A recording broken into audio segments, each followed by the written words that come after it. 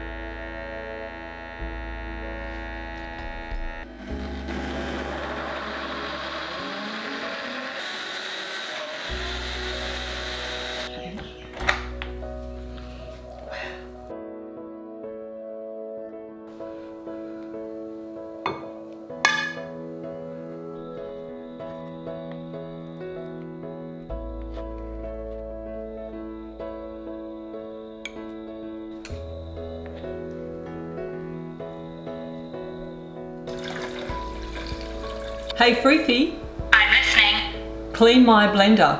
Starting the automatic cleanup function for you now. Please wait.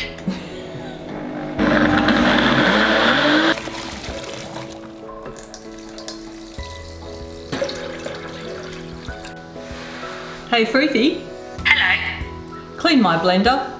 Starting the automatic cleanup function for you now. Please wait. Okay.